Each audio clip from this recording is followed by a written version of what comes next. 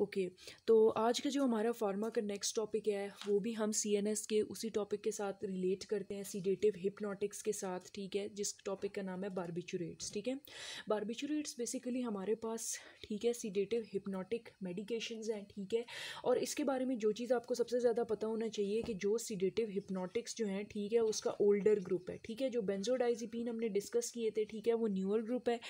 ये बेसिकली हमारे पास older group है, ठीक है, ओल्डर ग्रुप है, ठीक है। लेकिन अब इसके यूज़ को हमने थोड़ा सा लिमिट कर लिया है, मतलब ये कि अब हम इसको इतना फ्रीक्वेंटली यूज़ नहीं करते। क्यों यूज़ नहीं करते? क्योंकि इसके अंदर हमारे पास जो है वो टॉलरेंस की डेवलपमेंट रैपिड होती है, ठीक है, जल्दी टॉलरेंस डेवलप कर लेता है। यानी कि हमारे पास जो इसकी ओवर यूज़ या क्रॉनिक यूज़ की वजह से हमारे पास जो है इसकी डोजेज जो है वो फिर हमें इंक्रीज़ करनी पड़ती है वो इफेक्ट्स प्रोड्यूस करने के लिए। तो ज़ाहिर बात है, अगर हम बहुत ज़्यादा डोज इफेक्ट इंक्रीज़ कर देंगे तो उसके बाद साइड इफ़ेक्ट ज़्यादा होंगे। तो ये एक ऐसा इफेक्ट है जो अनडिज़ायरेबल है। दूसरा ये कि डिपेंडेंस हो जाती है इसकी, ठीक है, डिपेंडेंस भी बहुत जल्दी डेवलप हो जाती है, ठीक है। मतलब ये कि पेशेंट जो होता है, ठीक है, he can not do well without this drug. मतलब ये कि अगर उसको एक बार ये ड्रग वो लेना शुरू कर दे, ठीक है, तो उसको इसकी एडिक्शन हो जाती है और फिर उसमें विड्रॉल इफेक्ट्स जो है वो प्रोड्यूस हो जाते हैं, जिसको हम एब्सटिनेंस सिंड्रोम कहते हैं, ठीक है, वो इसके अंदर डेवलप हो जाता है, ठीक है। तो हम नहीं चाहते कि ये कंडीशंस हों, इसीलिए, ठीक है, हम इस ड्रग को कम से कम यूज़ करते हैं, ठीक है। नाम से पता चल रहा है सीडेटिव हिप्नोटिक है, ठीक है। और मतलब हमारे पास एक तो ये एनजाइटी को डिक्रीज़ करता है, हिप्नोसिस भी इंड्यूस करता है, ठीक है। हमारे पास इसका जो मैकेनिज़्म ऑफ एक्शन है, ठीक है, वो आप समझ लें कि क्या है। मैकेनिज़्म ऑफ एक्शन बेसिकली इसका बिल्कुल वैसा ही है, ठीक है, विद सम डिफरेंस, ठीक है। जैसा हमने आपको बेंजोडाइजिपीन्स के बारे में बताया था कि ब्रेन के अंदर ये साइनैप्स है, ठीक है, इसके अंदर आपके पास इनहिबिटरी न्यूरोट्रांसमीटर है गाबा, ठीक है, वो यहाँ पे प्री साइनेप्टिक न्यूरॉन से रिलीज होगा। पोस्ट साइनेप्टिकली वो डिफरेंट गाबा रिसेप्टर्स पे एक्ट करता है, but main receptor which is influenced by the barbiturates that is the GABA A receptor, ठीक है। गाबा ए रिसेप्टर के ऊपर ये एक एलोस्टेरिक साइट पे एक्ट करता है, लेकिन बेंजोडाइजिपीन और इसकी एलोस्टेरिक साइट डिफरेंट है, ये चीज़ आपने याद रखनी है, ठीक है।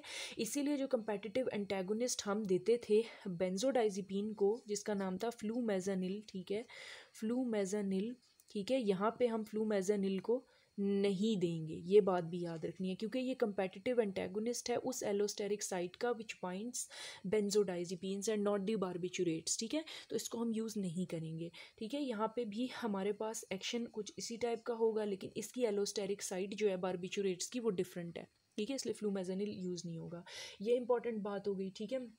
उसके बाद हमारे पास कहते हैं कि ये जो बेंजोडाइजिपीन्स था वो क्या करता था, फ्रीक्वेंसी को टारगेट करता था, मतलब फ्रीक्वेंसी इंक्रीज़ करता था of the GABA A receptors, ठीक है। ये क्या करेगा, इसकी ड्यूरेशन इंक्रीज़ करेगा, ठीक है। जब ये ड्यूरेशन इंक्रीज़ करेगा तो वो क्लोराइड इन्फ्लक्स जो गाबा की वजह से हो रहा था, ठीक है, क्लोराइड इन्फ्लक्स, वो हमारे पास लॉन्गर ड्यूरेशन के लिए ये चैनल्स ओपन रहेंगे, ठीक है। ये बात हो गई। तो यहाँ पे आपने याद रखना है कि ड्यूरेशन इंपॉर्टेंट है, ठीक है, और फ्लूमेज़ानिल एक्शन नहीं करेगा, ये बात भी इंपॉर्टेंट है, जो बेंजोडाइजिपीन से डिफरेंट है, ठीक है। अच्छा, अब हम बात करते हैं बेसिकली इसकी क्लासिफिकेशन की, ठीक है। बारबिचुरेट्स में भी हमारे पास जो है वो लॉन्ग एक्टिंग एजेंट्स होते हैं, ठीक है, और हमारे पास शॉर्ट एक्टिंग एजेंट्स होते हैं, ठीक है। लॉन्गर ड्यूरेशन ऑफ एक्शन में जो हमारे पास लॉन्ग एक्टिंग एजेंट होते हैं उसमें आपके पास जो इंपॉर्टेंट है दैट इज़ बेसिकली द फिनोबार्बिटॉल, ठीक है। फिनोबार्बिटॉल का नाम आपको आना चाहिए, ठीक है, फिनोबार्बिटॉल, ठीक है। और इसका एक्शन कितना होता है, मोर देन 1 डे, ठीक है, अप्रॉक्सीमेटली 1 डे, ठीक है। और शॉर्ट एक्टिंग में आपके पास कौन से होते हैं, शॉर्ट एक्टिंग में आपके पास होते हैं पेंटोबार्बिटॉल, ठीक है, आप बार्बिटॉल साथ लिखते रहें, पेंटोबार्बिटॉल, ठीक है, सीकोबार्बिटॉल, और है हमारे पास एमोबार्बिटॉल एंड ब्यूटलबिटॉल, ठीक है, ब्यूटएल्बिटॉल, ठीक है, ये इंपॉर्टेंट है, ठीक है। तो ये सारे हमारे पास हो गए, ठीक है। उसके बाद जो इंपॉर्टेंट चीज़ आपको पता होनी चाहिए कि बारबिचुरेट्स जो होते हैं, ठीक है, उसकी इंपॉर्टेंट बात आपको पता होनी चाहिए कि वो CYP450 लिवर के इंजाइम्स होते हैं जो डिफरेंट ड्रग की मेटाबॉलिज्म करते हैं।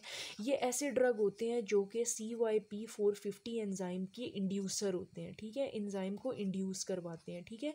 जब ये एंजाइम ज़्यादा होगा तो डिफरेंट ड्रग्स जो CYP450 एंजाइम्स जो होते हैं, ठीक है, वो उनको उनकी मेटाबॉलिज्म तेज़ हो जाएगी। लाइक वारफरीन होता है, लाइक स्टैटिन्स होते हैं, ठीक है, उनकी मेटाबॉलिज्म तेज़ होगी, तो जब आप बारबिचुरेट्स देंगे तो वो इंजाइम्स इंक्रीज़ कर देगा जो इन ड्रग्स को जल्दी जल्दी कैटाबोलाइज करेगा, ठीक है, मतलब उनको उनकी डिग्रेडेशन करेगा, और उन ड्रग्स का जो एक्शन होगा, ठीक है, वो हमारे पास कम देर के लिए होगा, मतलब ये कि उनका एक्शन को डिक्रीज़ कर देगा, ठीक है। तो इनकी उन ड्रग्स की कंसनट्रेशन फिर हमें इंक्रीज़ करनी पड़ती है जब हम उन्हें देते हैं, ठीक है। तो ये इसका ड्रग इंट्रैक्शन हो गया, ठीक है। उसके बाद हम इसको देखते हैं मेनली हमारे पास कि इसके थेराप्यूटिक यूजेस कौन कौन से होते हैं, ठीक है। थेराप्यूटिक यूजेस का भी थोड़ा थोड़ा आपको पता होना चाहिए, ठीक है। थेराप्यूटिक यूजेस हम कहाँ कहाँ पे इसको यूज़ करते हैं, ठीक है, थेराप्यूटिक यूजेस, ठीक है। थेराप्यूटिक यूजेस या जो इसकी इंडिकेशंस होती हैं कि हमने इसको किस किस कंडीशन में देना है, वो आपको थोड़ा सा पता होना चाहिए। लाइक फॉर एग्जांपल आपके पास होना चाहिए एनेस्थीसिया में आपको पता होना चाहिए कि हम इसको देते हैं, ठीक है। इसमें आपके पास इंपॉर्टेंट ये है कि एक ही नाम आप याद रख लें, अल्ट्रा शॉर्ट एक्टिंग थायोपेंटॉल, ठीक है। थायोपेंटॉल क्या होता है कि इसका वो एजेंट होता है, ठीक है, जो बहुत ही, इसको हम एक तो आईवी देते हैं, ठीक है, दूसरा हम इसको एनेस्थीसिया में इंडक्शन के लिए देते हैं, ठीक है, मतलब एनेस्थीसिया स्टार्ट करवाने के लिए, ठीक है। तो ये क्या होता है कि बहुत थोड़ी सी देर के लिए एक्ट करता है, सीएनएस में चला जाता है रैपिडली, ठीक है, और इसको हम यूज़ करते हैं। लेकिन अब हमारे पास दूसरे ऑप्शंस भी अवेलेबल हैं, ठीक है, तो हम उनको यूज़ कर सकते हैं, ठीक है। सेकंड कंडीशन क्या हो सकती है हमारे पास, ठीक है, एंटी कन्वल्सेंट। एंटी कन्वल्सेंट का मतलब ये है कि हम इसको सीजर्स को रोकने के लिए दे सकते हैं, ठीक है। उसमें हमारे पास होता है मेनली फिनोबार्बिटॉल, ठीक है, फिनोबार्बिटॉल है, ठीक है, लेकिन हम अदर एजेंट्स को प्रेफर करेंगे पहले, ठीक है। ये फर्स्ट लाइन नहीं है, इसको हम तब लेकर आएंगे जब हमारे पास जैसे कि स्टेटस एपिलेप्टिकस का रिफ्रैक्टरी स्टेट है, मतलब वो किसी और चीज़ से ठीक नहीं हो रहा, तो तब हम फिनोबार्बिटॉल दे सकते हैं, ठीक है, क्योंकि ये हमारे पास लॉन्ग एक्टिंग है, तो इसके भी साइड इफेक्ट ज़्यादा हैं, तो इसको हम अवॉइड करेंगे। और तीसरी कंडीशन है सीडेटिव हिप्नोटिक्स, ठीक है।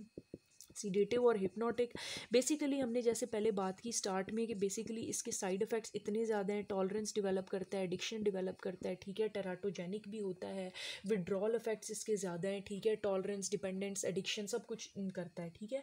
तो उसकी वजह से ज़ाहिर बात है अगर हम इसको देंगे सीडेटिव या हिप्नोटिक के तौर पर, तो ये हमारे पास क्या करेगा कि साइड इफ़ेक्ट ज़्यादा प्रोड्यूस कर रहा है। तो इस इंडिकेशन के लिए अब हम इसको ज़्यादा यूज़ नहीं करते, क्योंकि अब हमारे पास बेटर एजेंट्स हैं, बेंजोडाइजिपीन्स है, इवन न्यूअर हिप्नोटिक एजेंट्स हैं, ठीक है, तो हम उन्हें यूज़ करेंगे। हम क्यों ऐसा ड्रग लें, ठीक है, जिसमें ऑलरेडी जिसके साइड इफ़ेक्ट ज़्यादा ही है, जिससे ख़तरा है, ठीक है।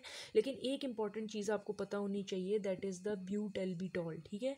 ब्यूटेल्बिटॉल क्या होता है कि बेसिकली हमारे पास जो ब्यूटेल्बिटॉल होता है, ठीक है, वो हम यूज़ कर सकते हैं, ठीक है, बेसिकली जो है वो माइग्रेन हेडेक के मैनेजमेंट के लिए, ठीक है, माइग्रेन हेडेक की मैनेजमेंट के लिए कभी कभी यूज़ कर सकते हैं, ठीक है, क्योंकि एक तो ये शॉर्ट एक्टिंग होता है, ठीक है, और इसको भी हम कॉम्बिनेशन में देते हैं, या तो एसिटामिनोफिन के साथ, जिसको हम पैरासीटामोल कहते हैं, उसके साथ हम कंबाइन करते हैं, ठीक है, और कैफ़ीन के साथ, ठीक है, कि या तो हम इसको देते हैं विद एसिटामिनोफिन या पैरासीटामोल प्लस कैफ़ीन देते हैं, ठीक है, या फिर हम देते हैं एस्प्रीन प्लस कैफ़ीन, ठीक है। तो ये तीन ड्रग्स हम कंबाइन करते हैं माइग्रेन में, ठीक है, ये चीज़ आपको पता होनी चाहिए।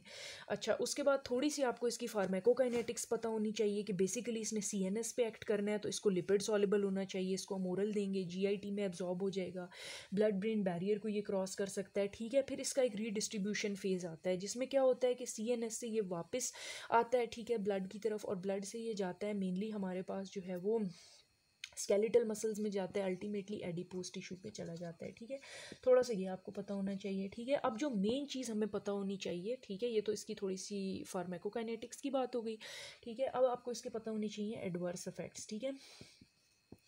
एडवर्स इफेक्ट्स क्या होते हैं मेनली कि हमारे पास इसी तरीके से जैसे हमने पहले बात की कि इसके एडवर्स इफेक्ट्स ज़्यादा हैं, ठीक है, इसमें टॉलरेंस हो सकती है, डिपेंडेंस हो सकती है, उसके अलावा ज़ाहिर बात है सीडेशन प्रोड्यूस करता है, तो ये ड्राउजीनेस कॉज कर सकता है, ठीक है, ड्राउजीनेस हो गई एक तो, ठीक है। उसके अलावा ये हमारे पास कंसनट्रेशन की इम्पेयरमेंट करता है, मतलब ये कि बंदे का जो है वो फोकस नहीं कर सकता, क्योंकि उसकी सीएनएस डिप्रेशन हुई भी होती है, ठीक है, अगर ज़्यादा हम दे सकते हैं। साइकोमोटर इम्पेयरमेंट, यानी उसकी जो मूवमेंट्स होंगी, ठीक है, और जो कोऑर्डिनेशन होगी, ठीक है, उसमें भी मसला होगा, मोटर इम्पेयरमेंट कॉज कर सकता है, ठीक है।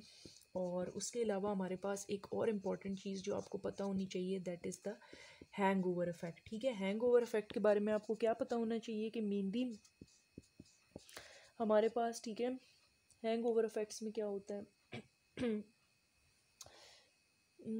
इसमें बेसिकली हमारे पास ये होता है कि पेशेंट जो है ठीक है हैंग ओवर इफेक्ट में, कि बेसिकली पेशेंट जो है ठीक है उसने मतलब फॉर एग्जांपल हिप्नोटिक डोज में ये लिया हुआ था ठीक है, हिप्नोसिस के लिए मतलब स्लीप के लिए उसने ये बारबिचुरेट्स ले लिए थे। अब वो स्लीप से उठ गया, लेकिन उसके बाद उठने के भी काफ़ी देर तक ठीक है उसने कहा कि वो मतलब फंक्शनल एबनॉर्मेलिटी उसको फेस करनी पड़ेगी, यानी यही कि वो थका थका होगा, उसकी इम्पेयरमेंट हुई होगी, यानी ये सारे ड्राउजी फील कर रहा होगा ठीक है। तो मतलब ये कि उसको लेने के बाद जो है वो उसकी बॉडी पे, यानी अब ज़ाहिर बात है वो उठ चुका है, मतलब उसका इफेक्ट थोड़ा कम हो गया, लेकिन फिर भी उसकी बॉडी पे जो है वो ये इफेक्ट्स जो हैं उसको महसूस हो रहे होंगे ठीक है। ये हैंगओवर इफेक्ट होता है ठीक है। दूसरी हमारे पास एब्रप्ट विदड्रॉल ठीक है। एब्रप्ट विदड्रॉल में क्या होता है कि अचानक से ठीक है वो ले रहा था उसने ठीक है, इसकी पे मतलब उसकी डिपेंडेंस हुई थी और अचानक से उसने छोड़ दिया, तो उसकी वजह से क्या होगा कि उसको ट्रेमर्स डेवलप हो जाएंगे, एनजाइटी हो सकती है, एजिटेशन हो सकते हैं ठीक है, डिफरेंट उसके साथ प्रॉब्लम्स जो हैं वो उसको हो सकते हैं ठीक है। एक कॉन्ट्रा इंडिकेशन जो आपको बहुत ज़्यादा इंपॉर्टेंट है, जो आपने याद रखनी है कि जिसमें हम बिल्कुल बारबिचुरेट्स को नहीं दे सकते, दैट इज़ एक्यूट इंटरमिटेंट पोरफायरियाज ठीक है। एक्यूट इंटरमिटेंट पोरफायरियाज में क्या होता है कि मेनली हमारे पास ठीक है एक हीमोग्लोबिन एबनॉर्मेलिटी होती है ठीक है, इसमें हम नहीं देते। उसके अलावा ये जो बारबिचुरेट्स होते हैं ठीक है उनको हम लोग जो हैं ठीक है, उसने कहा कि एक तो स्लीप एपनिया के पेशेंट्स को भी ना दें तो बेहतर है ठीक है, इनको भी नहीं देते क्योंकि एक तो वैसे ही मतलब हमारे पास क्यों नहीं देते कि हमारे पास ये रेस्पिरेटरी डिप्रेशन कॉज करता है सीवियरली। तो ज़ाहिर बात है अगर पेशेंट को ऑलरेडी स्लीप एपनिया, उसको सोते हुए सांस लेने में तकलीफ है, ऊपर से आप ये दे रहे हैं तो रेस्पिरेटरी डिप्रेशन हो सकता है। उसके अलावा रेस्पिरेटरी डिप्रेशन ये कॉज करता है, CVS कार्डियोवास्कुलर डिप्रेशन कॉज करता है ठीक है। और हमारे पास इवन CNS एक्सेसिव डिप्रेशन की वजह से कोमा कॉज कर सकता है, पर्सन की डेथ कॉज कर सकता है ठीक है, ये चीज़ें हो सकती हैं। अब अगर फॉर एग्जांपल किसी ने टॉक्सिक डोज में ले लिया तो फिर आप क्या करोगे, फिर आप उसका सिम्टोमेटिक ट्रीटमेंट करोगे और गैस्ट्रिक डीकंटामिनेशन यानी ड्रग को रिमूव करोगे बॉडी से ठीक है, और उसको सपोर्टिव ट्रीटमेंट दोगे, यानी फॉर एग्जांपल उसकी अगर हाइपोटेंशन है तो वो करेक्ट करने की कोशिश करेंगे आप ठीक है। और अगर उसको कोई ठीक है ब्रेडी कार्डियाज वगैरह हैं ठीक है, उनको कम करने की कोशिश करेंगे और उसको कोई CNS स्टिमुलेंट ड्रग्स देने होंगे ठीक है। तो ये इसकी मैनेजमेंट होगी। Okay thank you. अब हम अगले उसमें जो है वो थोड़े से और हिप्नोटिक्स की बात